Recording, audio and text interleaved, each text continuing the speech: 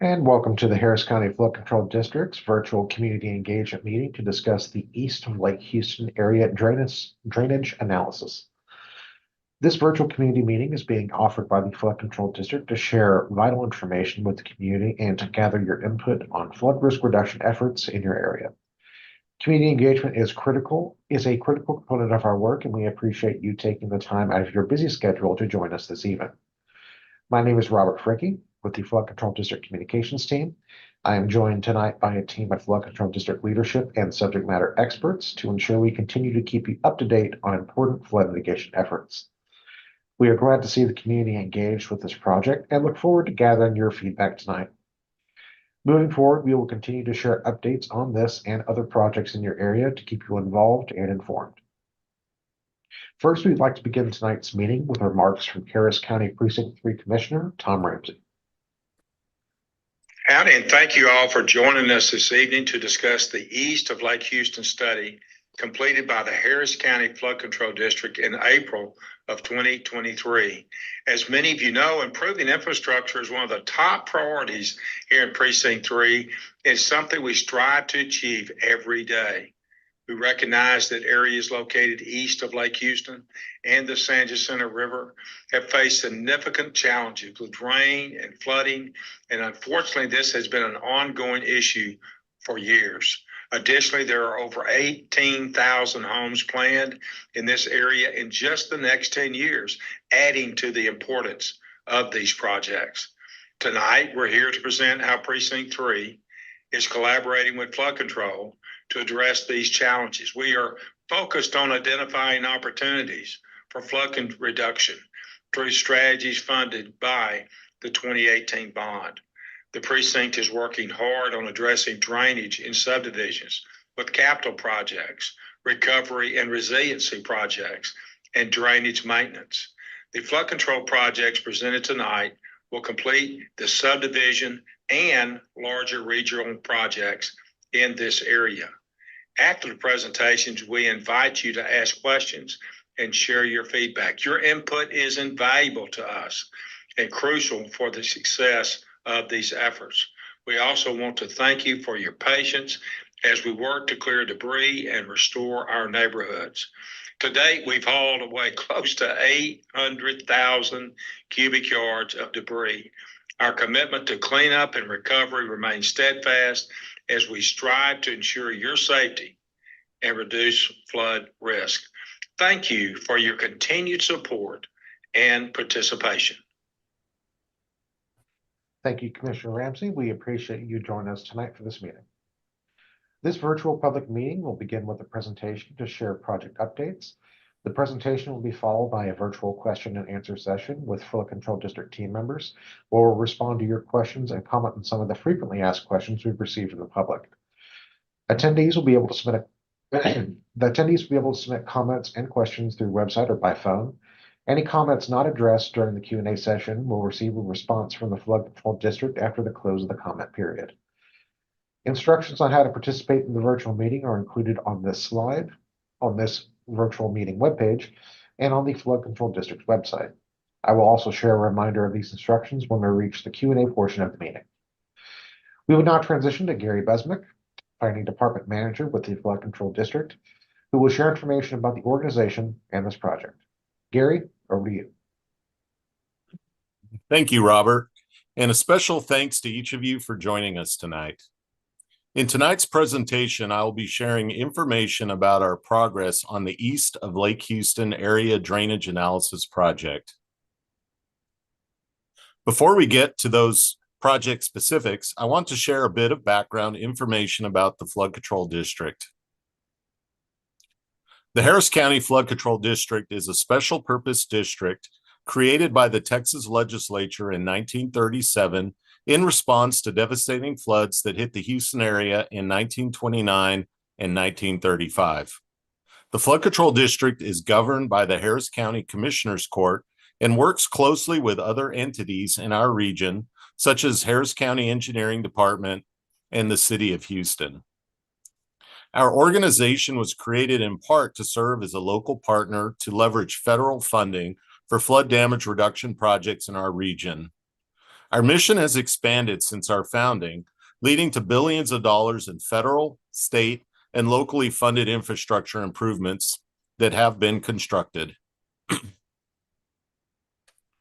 The mission of the Harris County Flood Control District is to provide flood damage reduction projects that work with appropriate regard for community and natural values. One of the most difficult challenges we face is constructing effective projects that are sensitive to community and natural values in a highly urbanized area.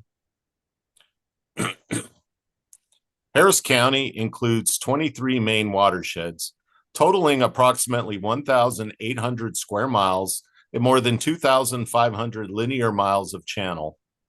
2,500 miles is approximately the distance from New York to California. A watershed is a geographical region of land that drains to a common channel or outlet. Each watershed has its own unique characteristics and needs. The project we are presenting about tonight is in the San Jacinto River watershed in northeast Harris County. Harris County is flood prone, and here are some of the reasons why. We experience extreme rainfall events, including tropical storms and hurricanes. Our area is also flat and slow draining. And lastly, we have large concentrations of soil types, such as clay, that do not absorb excess rainfall quickly. While the Flood Control District plays a critical role in flood risk reduction efforts for Harris County, we are one of several jurisdictional entities involved in the overall effort.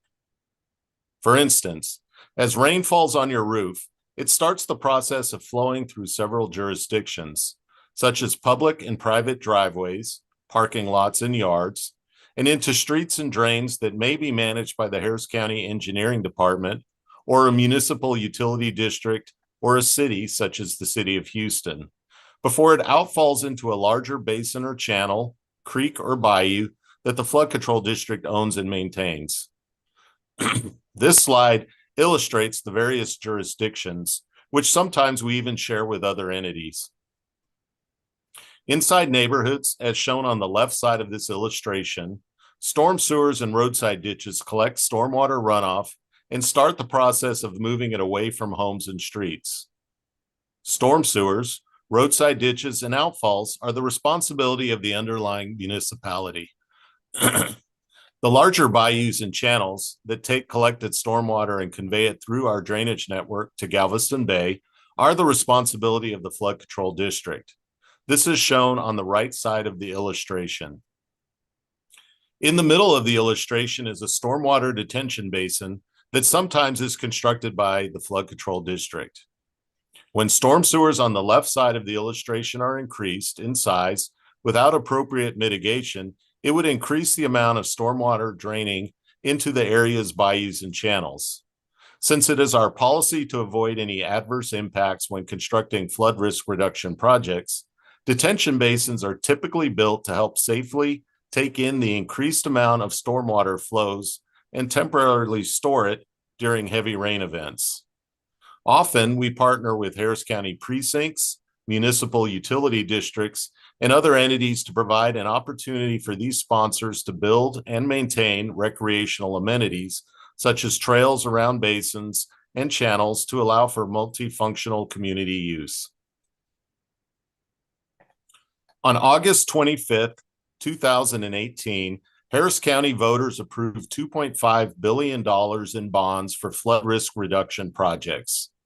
This vote followed a series of 23 meetings with community members across Harris County, one per watershed, which resulted in a list of what is now 181 bond projects. The actual schedule of each individual bond project will depend on a variety of factors, including where the bond project currently stands in the overall project lifecycle. Tasks such as environmental permitting, right-of-way acquisition, and utility relocation can also impact a project schedule. In some cases, partner funding requirements of a particular grant may impact the time allowed to complete the project. As bond projects move forward, we're making significant progress toward resilience in Harris County. We recently shared an update with Harris County Commissioners Court and highlighted a few notable statistics.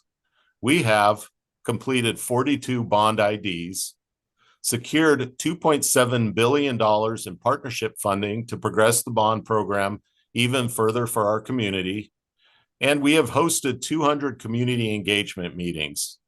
Your input is critical to our efforts, and we want to ensure our conversations continue. While the bond was for $2.5 billion, the estimated total cost of every project in our bond project list is almost $5 billion. We made it clear from the outset that we would need funding partners to obtain the full potential of the constructed projects in the bond program. As I've mentioned, we've had significant success so far by securing more than $2.7 billion in partner funds for projects across Harris County.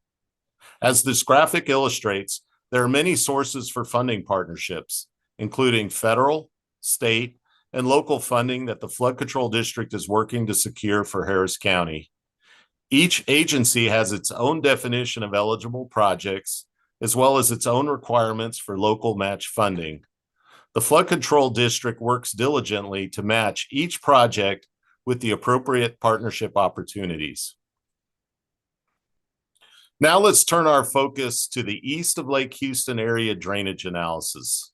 This is a feasibility level study effort in which the study team identified several feasible flood risk reduction alternatives, and we wish to use this meeting to discuss the study findings and the next steps. As a reminder, we want you to participate. Please feel free to drop any questions or comments you have into the comment box or comment via phone by pressing the star key. The purpose of the east of Lake Houston area drainage analysis was to study the existing flood risks for a long and narrow study area that includes multiple short channels that drain directly to Lake Houston and the San Jacinto River. The area east of Lake Houston has experienced flooding due to past storm events like Tropical Storm Allison in 2001, the Memorial Day flood in 2015, the Tax Day flood in 2016, Hurricane Harvey in 2017, and Tropical Storm Imelda in 2019. The study area is outlined in the color red on this map and is 30 square miles in size and is just a fraction of the overall watershed. Due to the long and narrow shape of the study area, the study team divided it into two areas, the northern and the southern regions. The divide occurs at the confluence of the San Jacinto River and Jackson Bayou. In total, 11 tributaries and 16 miles of channel were analyzed in this study effort. 4 tributary channels were evaluated in the northern region, which includes the following neighborhoods: Spanish Cove, Happy Hideaway, Indian Shores, and Lake Shadows, among others.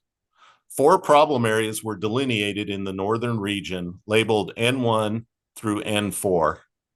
The primary flood factor in the northern region is the proximity to large bodies of water, namely the San Jacinto River and Lake Houston. Additionally, the older neighborhood drainage systems in the northern region are not built to today's development standards. 7 tributary channels were evaluated in the southern region, which includes the following neighborhoods: Dreamland Place, Barrett Settlement, Arcadian Gardens, and Laurie Heights, among others. 3 problem areas were delineated in the southern region, the largest of which is the Barrett Station area problem area. 2 more problem areas were identified, labeled S1 and S6. Like the northern region, the southern region also experiences flooding due to proximity to the large bodies of water and issues associated with older local drainage infrastructure. However, the analysis determined that a significant flood factor in the southern region is the alignment of the existing water canal built during World War II, which blocks the naturally occurring stormwater sheet flow. The study results show that during heavy rainfall events, the canal behaves like a levee, and the flat terrain contributes to stormwater ponding east of the canal, which can result in widespread impacts to multiple neighborhoods subsequently built in this area. The study team also considered various flood risk metrics to identify and evaluate the severity of flooding within the focus areas. Predicted structural flooding was quantified using estimated finished floor elevations of structures and water surface elevations generated by our study models. Historical structural flooding was quantified. This area was heavily impacted during Hurricane Harvey and Tropical Storm Imelda. The FEMA repetitive loss structures were quantified. These are structures that have flooded more than once with damages exceeding $1,000 as reported by FEMA. The miles of roadway that are likely to flood were also quantified. And finally, a social vulnerability index or measure of community risk and vulnerability based upon population census data was determined. Before we move on, I want to also define the key terms that we will encounter in this presentation. The first is culvert. A culvert is a drainage structure, pipe, or box, typically made of reinforced concrete or metal that conveys flow under a surface obstacle such as a driveway, roadway, railroad, or canal. Then we have channel conveyance improvements. Channel conveyance improvements are modifications to a channel so that it carries stormwater more efficiently. We also have stormwater detention, which is temporary storage of stormwater. And finally, we have the term diversion, which is a redirecting of stormwater via a new channel segment or conduit, which is a pipe or box, to a point with capacity. Once the team determined the key contributing factors for flooding, they began an alternatives analysis. The goal was to recommend potential projects that could best reduce flooding across the focus areas where feasible. Focus areas N1 through N4, as well as S1 and S6, were eliminated from further study due to lack of reasonable improvement options or because previous studies had already been completed for the areas. Two options were modeled for focus area N1. The estimated costs of both alternatives are high, while the estimated flood reduction benefits are low, and as a result, both project alternatives score low in comparison to other projects identified in the study area. Focus areas N2 and N4 were eliminated from further study because the source of the problem was the backwater effects from Lake Houston, which was studied under previous projects by the Flood Control District. Focus area N3 was not further studied because the Harris County Engineering Department previously proposed making improvements to drainage systems along Foley Road and to the existing channel outfalls in the area. The previous project proposed to expand the existing network of storm sewer pipes with larger box culverts to increase the system capacity for this area. This project was estimated to provide flood reduction benefits to approximately 70 homes and cost almost $7 million in 2020 dollars, and no further study was deemed necessary. Finally, focus areas S1 and S6 were lower priority as well, when the detailed study showed a lesser number of identified structures were experiencing repeated flooding in those areas. That left the project team to focus on large focus area in and around the Barrett settlement. The study team identified a significant project that substantially reduces flooding risks caused by the sheet flow ponding behind the water canal, which is now under the jurisdiction of the San Jacinto River Authority. This beneficial project is of substantial cost and has been broken into three phases. Phase 1, located within and near the Dreamland Place subdivision, provides widespread flood risk reduction in areas impacted by this flooding risk by capturing more stormwater in this area and conveying it across the SJRA canal to existing flood control channels west of the canal. Phase 2 proposes a series of large box culvert storm sewers in conjunction with an approximately 3,000 feet long open channel. This phase also provides widespread benefits, but substantially exceeds the available bond project program budget. Phase 3 proposes an enclosed box culvert system along Cecilia Drive that starts at the intersection of Zinn Drive and extends roughly 1,400 feet south at the location of an existing canal siphon that crosses under the existing stormwater channel in that area. This phase provides further benefits to approximately 20 homes within the large Barrett Station focus area and is estimated to cost approximately $2.3 million. The second project is the Arcadian Gardens project, which includes an enclosed channel system to be constructed along 800 feet of Holly Road from the intersection of Cypress Drive. This system would then be connected to a new 500-foot channel that would extend to tributary G103-05-2.1. This project alternative is expected to provide flood reduction benefits for approximately 19 homes and is estimated to cost $1.4 million. This could potentially be a good candidate for a neighborhood drainage project to be completed by a partner agency. All identified projects within the southern region are recommended to be developed as funding becomes available. Phase 1 is now progressing through the project lifecycle under the common name, the Barrett Station Project. We will now talk about the Barrett Station Project in a bit more detail. It proposes installing box culverts within Harris County Public Street right-of-way in the Dreamland Place area and along Texas Department of Transportation right-of-way for FM 1942 to intercept stormwater and convey it to the existing flood control district channel on the west side of the SJRA canal. This will reduce the sheet flow which currently flows across FM 1942 that makes its way into the Barrett Station subdivisions. This project will provide increased conveyance to reduce the ponding levels on the east side of the SJRA canal. It is also proposed to connect to the newly expanded Dreamland Place detention basin and improve its functionality. Now let's talk through the next steps. This graphic shows the flood control district's typical project life cycle. The east of Lake Houston area drainage analysis study was considered to be the feasibility stage of the project life cycle, and with that stage complete, the Barrett Station project has moved to the preliminary engineering stage that will include an alternatives analysis for the outfall pipe and quantify the project benefits. After we complete the preliminary engineering stage, the project will move immediately into the design stage. This project is expected to receive funding from the Community Block Development Grant Mitigation Program. The Barrett Station project is programmed to receive approximately $12.8 million in funds through construction from the CDBG MIT program.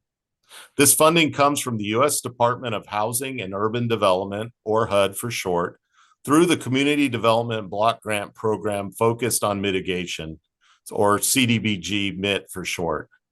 CDBG MIT dollars are focused on funding projects that mitigate future disasters and flooding.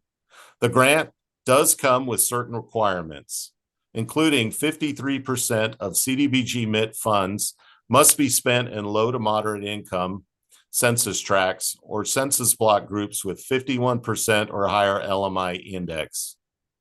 After that criterion is met, urgent need projects may be considered which do not have a minimum LMI requirement. Under the current schedule, the allocated funds must be spent by March 31st, 2027. The Flood Control District has also secured funds through HUD's Community Development Block Grant Disaster Recovery, or CDBG-DR program. However, none of those funds are expected to be spent on this project. I will now turn the program back over to Robert to kick off the question and answer session. Thanks, Gary. Before we move into the Q&A, I want to share a quick reminder that we'd love to hear from you on this and other projects moving forward across Harris County.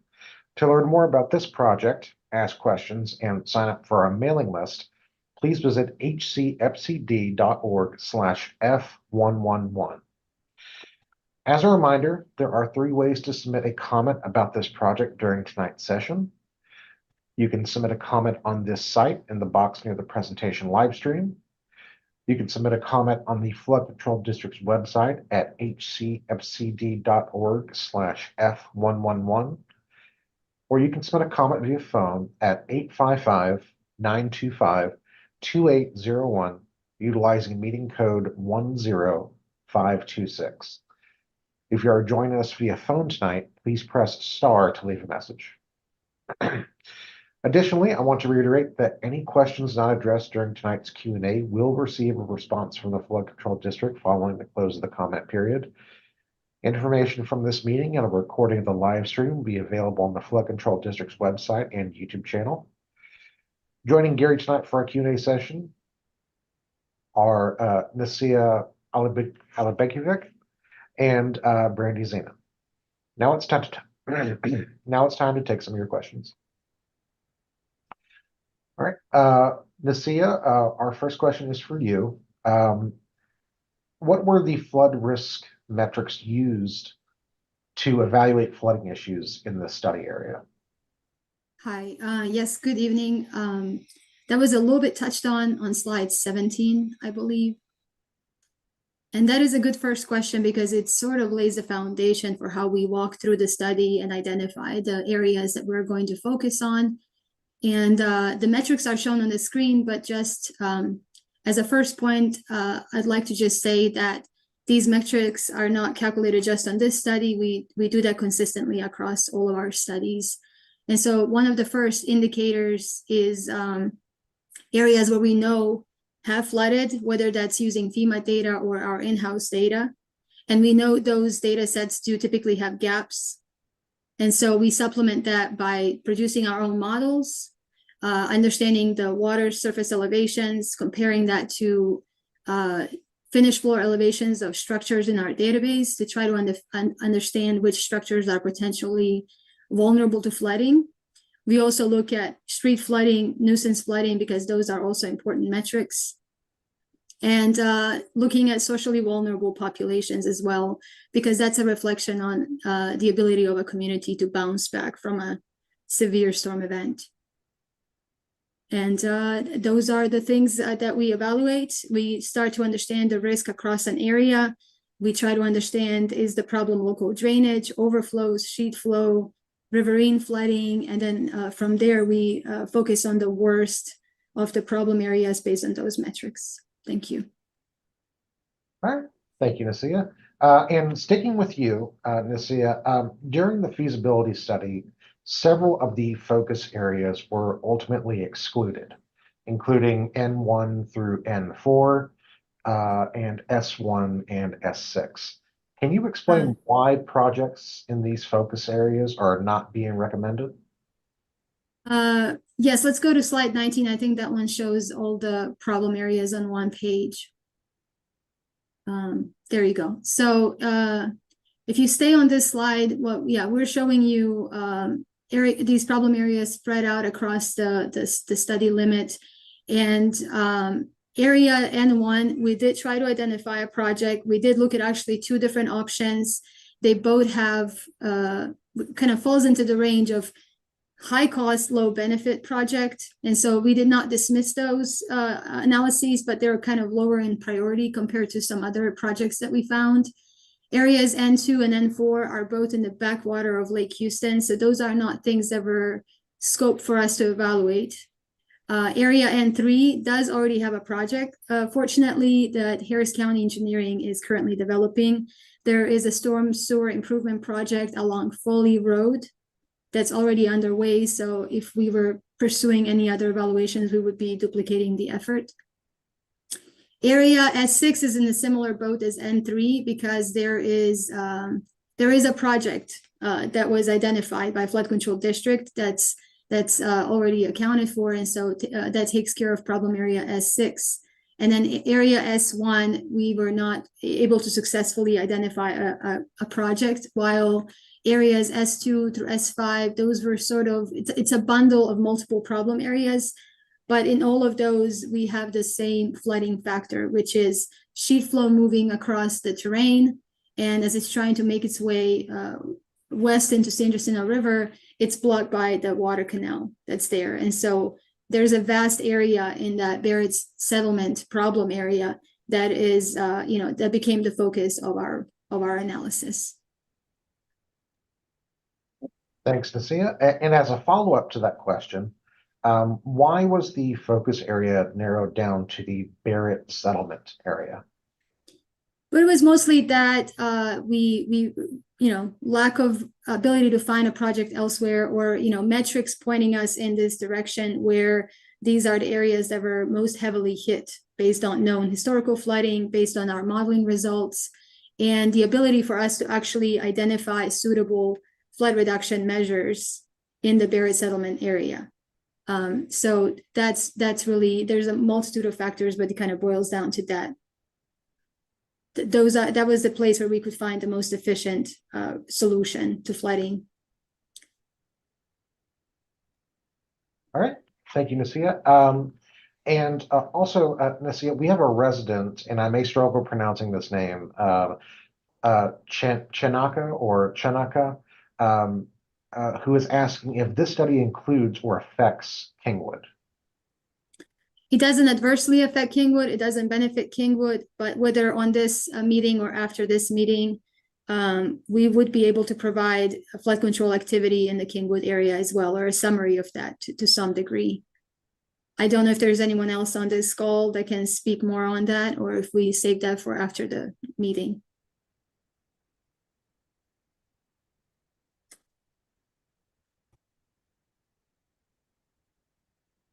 And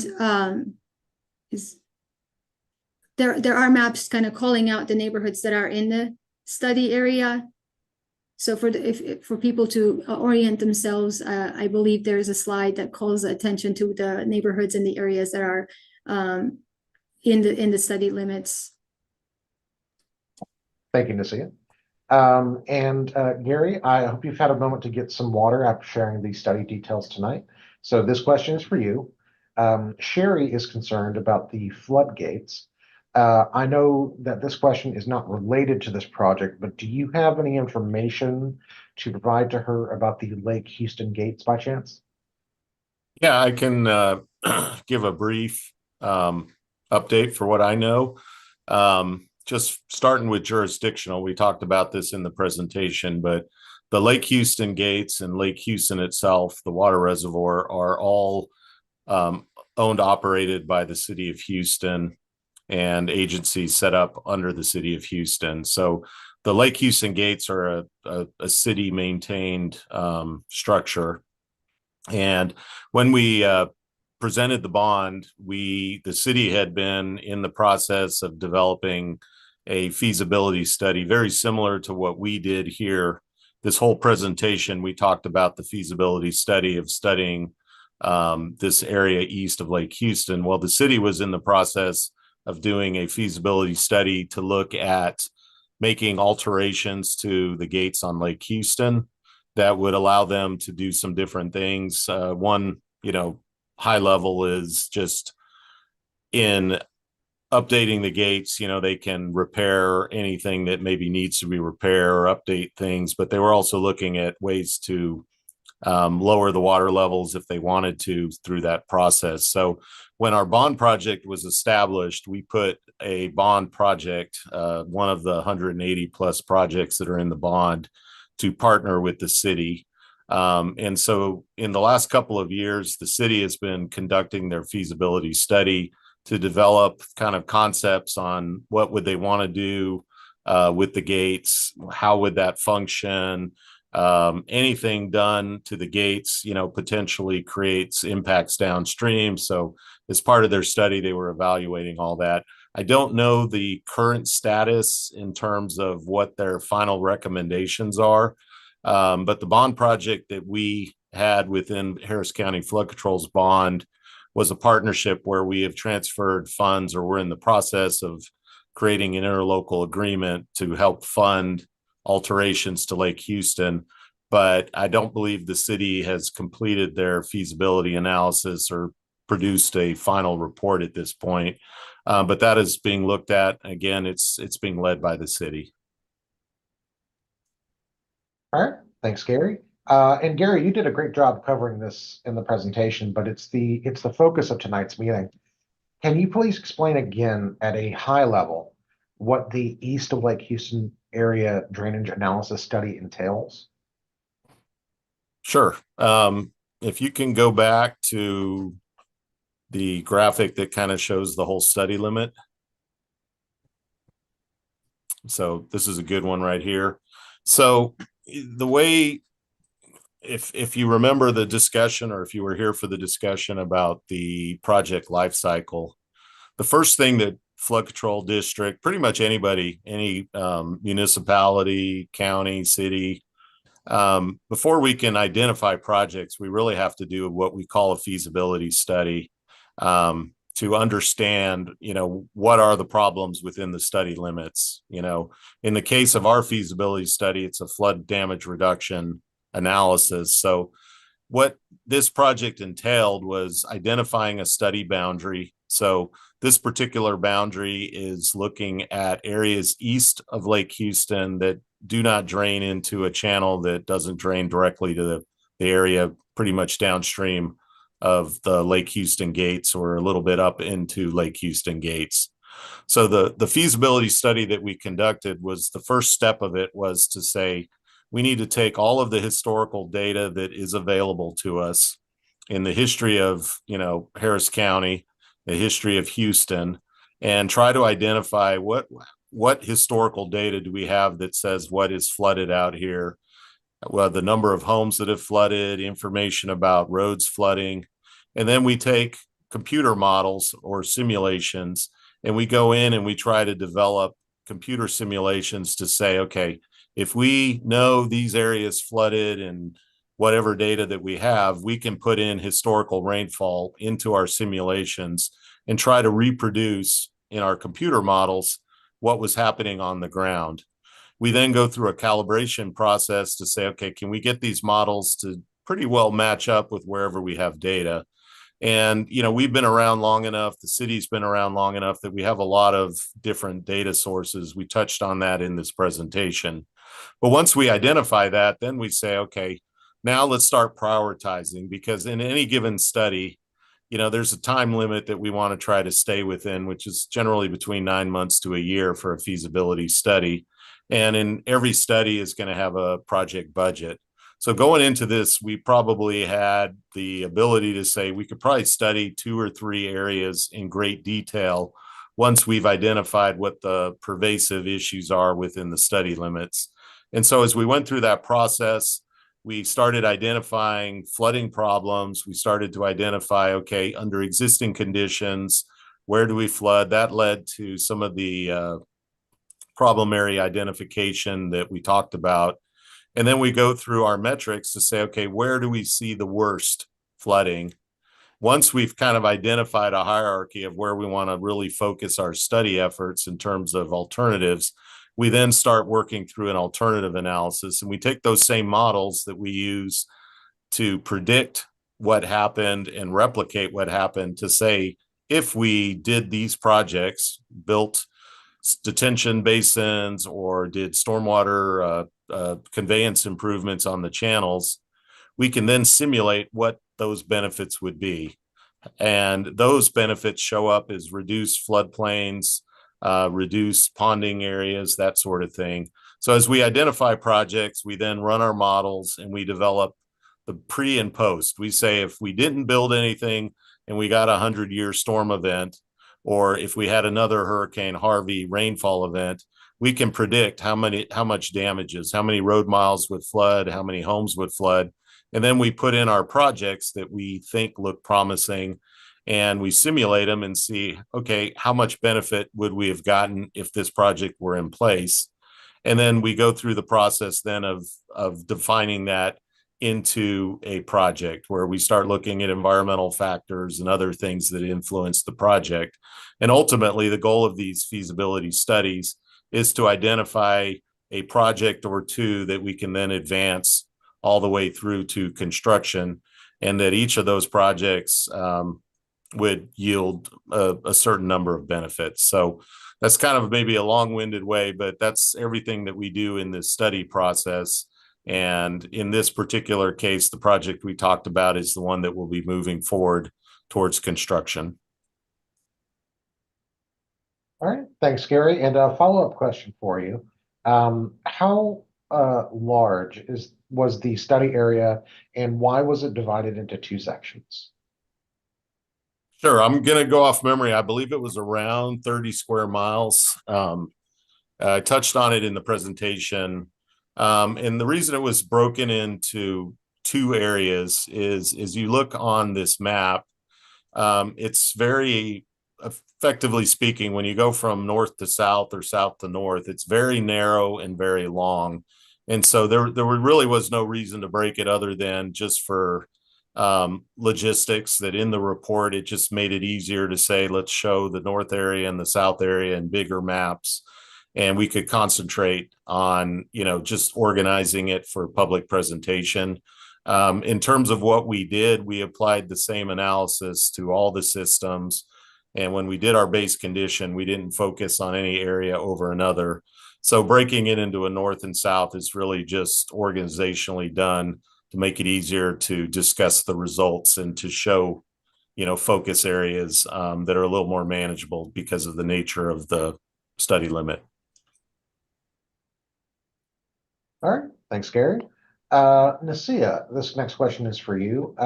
During the presentation, Gary mentioned that the recommended project in the Barrett settlement area would be broken into multiple phases. Could you please explain why, and why can it not be done in just one phase? Yeah, do you mind if we go back to slide 20? And this is just broadly speaking, this project is on the bond list, and it has been funded for $10 million to do planning, right-of-way acquisition, design, construction of a flood reduction project in the area. And so that doesn't limit us in terms of what we identify. We look for all of the possible solutions for a given area that we're studying. But once we get to the conclusion and we identify projects, then we either, based on bond funding, we either break a piece of a larger project or identify a project that does deliver benefit and does fit in the budget, so that we can start taking initiative in that area and start delivering flood reduction measures. And so in the case of this one, the best performing project was the Barrett Station project. But due to the budget that far exceeds the available bond funding, we broke it up into 3 logical phases. So you can look at those phases as individual projects because they are standalone. They each do deliver flood reduction benefits, or you can look at them as phases of a larger project. And so you will see here that, the way wherever one phase stops, the other one picks up. And with the construction of each phase, we're able to deliver more benefit. But really at the core of that is that we want to be able to start taking action in this area, start delivering projects and bringing them through the stages of the project life cycle, and make sure that we are delivering on the bond and delivering flood reduction benefits. So rather than waiting for 40+ million to become available to build everything, we want to start building something, if that makes sense. All right. Thank you, Nasia. And Nasia, this next question is also for you. Can you please go over the 3 phases of the large scale project? Yeah, so we can stay on this slide. And so what you see in the first phase is we are primarily staying in the roadway right-of-way, county and TxDOT. And we are in the Dreamland Place area on this figure for phase 1. We're in the Dreamland Place area, and we're staying in roadway right-of-way. We're building larger storm sewer improvements to collect sheet flow and then bring it across the water canal at the location of an existing siphon, which is shown here with the pink dot. And then we're bringing water across the water canal into flood control channels. And you can see that phase starts to go south and goes from east to west at FM 1942. The next phase is in the next picture. That one picks up where the other one left off. So picks up at FM 1942, runs parallel to the canal. It's more storm sewers and also some segment of open channel. And then we are proposing a new crossing across the canal to take the water again to the existing channels, right? So this is us facilitating the movement of water from east to west across the canal. And then this phase also stops, you know, at a down at the bottom at an existing siphon. And then you can flip to the next slide. And that's where the next, you will see the phase 3. If you go to the next slide, please.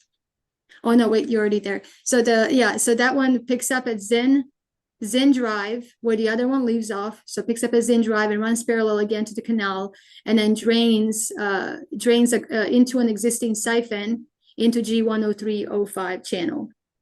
And so each time you add more conduits, you add additional improvements, you are improving the ability of this area to drain across the canal into the channels that are west of here, and then you know, eventually into St. Jacinto River. So that's the strategy behind the 3 phases.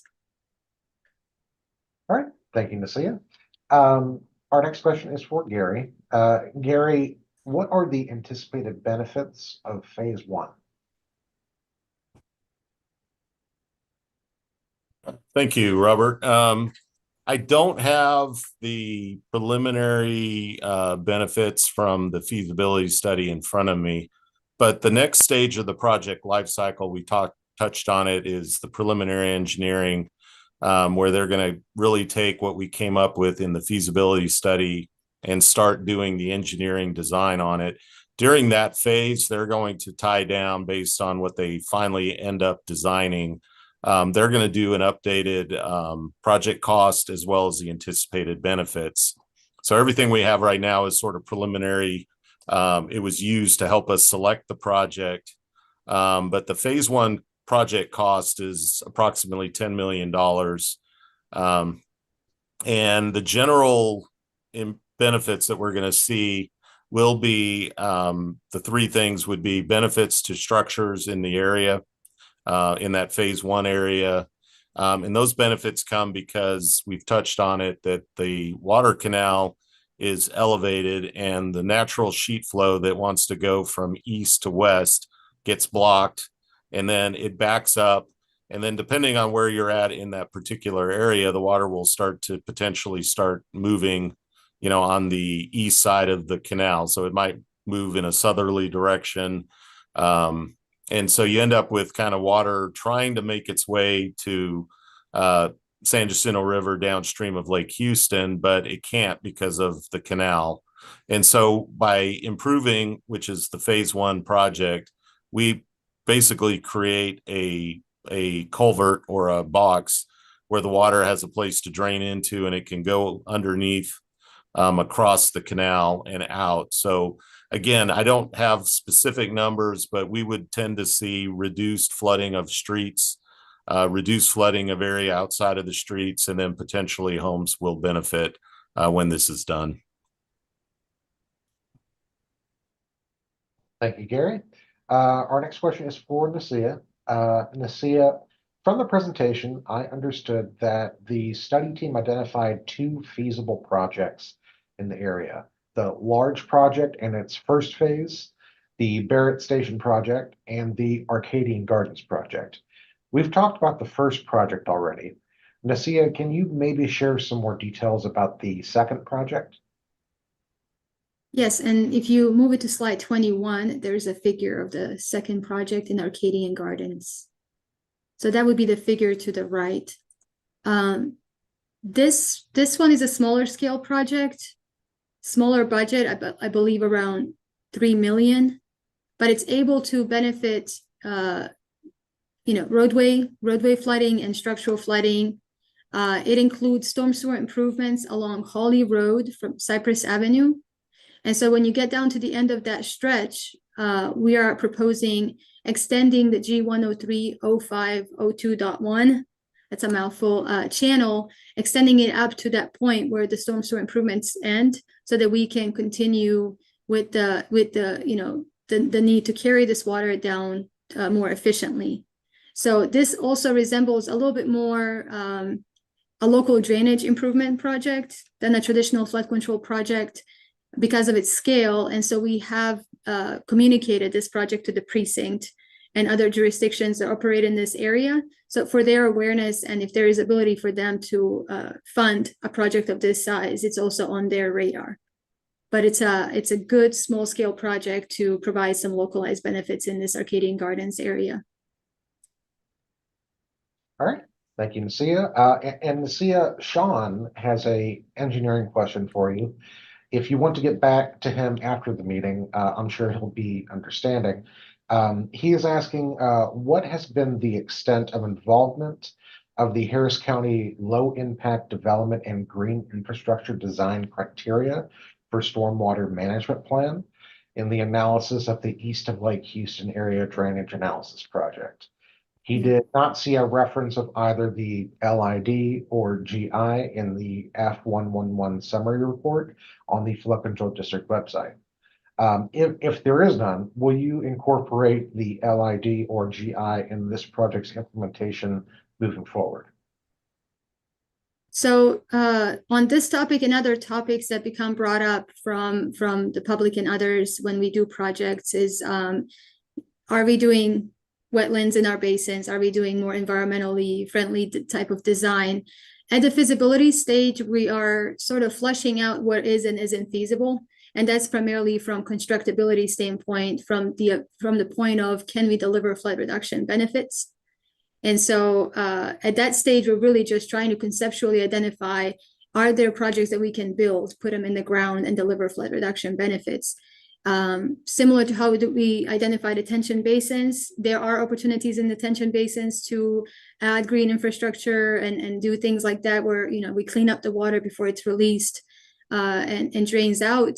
But those are the things that become the things that we think about later on in later stages of the project life cycle. And so I think opportunities probably exist. These are long corridors of storm sewer improvements. We can probably do things like that, but these things have not been something that we have evaluated at the feasibility stage. And I encourage for this to continue to be an open dialogue for the person who submitted the question to carry on with this conversation with the flood control district. If there are suggestions or things that he believes are suitable, I think we should continue the discussion. All right, thank you, Nasia. Gary, this next question is for you. I think we had this as a glossary term in your presentation tonight, box culverts. They were referenced as one of the recommended flood risk reduction methods. Gary, can you remind us what is a box culvert and how does it help with flood risk reduction? Sure. I'll just kind of reread the definition, but a culvert, box culvert, is a drainage structure, pipe or box that is typically made of reinforced concrete or metal. And effectively, when we're doing projects, one of the biggest things we're always trying to do very typically is move water. And so in order to move water, we have to have a conveyance path for that water. And traditionally, you know, we deal with open channels, which is, you know, what we typically see throughout Harris County. Typically, we have the open channels that are under our jurisdiction. And then as we get to the upper ends of watersheds or of channels, you know, when development goes in, a lot of times they put in storm sewers to get the water out of the neighborhoods. But a box culvert is effectively like a storm sewer. It's a pipe that we use to cross a structure. So like if we're trying to push a channel or a storm sewer system and there's a road, a lot of times if we're trying to minimize the impact to an existing structure, rather than trying to build a bridge to get an open structure underneath, oftentimes we'll put in a culvert. And a culvert really is just, you know, a concrete or metal enclosed pipe that goes underneath a structure so that we can move water from one side to the other. And typically that connection is an open channel that goes into a box culvert, or it could be a storm sewer or a box, you know, that just continues under. And so in the purpose of what we were talking about today for the project that's moving forward in the Barrett settlement area, there's a lot of boxes, whether they're storm sewer or culverts for crossings that are part of that. And so again, the culvert is a drainage structure a piper box that is typically made of reinforced concrete or metal, and it allows us to put water underground to cross structures, roadways, railroads, and in this particular instance, there are roadways, and we are also trying to pass water under a canal. All right. Thank you, Gary. And Gary, this next question is also for you. During the presentation, you also mentioned channel conveyance improvements as another method to help reduce the risk of flooding. Some may not be familiar with this term as much as we are at this agency. So, Gary, can you explain what channel conveyance improvements means and how these improvements help reduce the risk of flooding? Sure. Channel conveyance improvements are pretty much what they sound like. A channel conveyance improvement on an existing channel could be seen as changing the cross-sectional area of a channel to make it smoother. So sometimes we evaluate putting in concrete lining. That's not really our preference most of the time, but sometimes where we're very restricted, that could be considered a channel conveyance improvement, because within a given cross-sectional area, if you change the roughness of the channel to go from grass line to concrete, you're going to be able to pass more water through that same cross-sectional area because of the addition of concrete. So in that instance, that would be a channel conveyance improvement. Another channel conveyance improvement would be when we widen a channel or make it deeper or wider.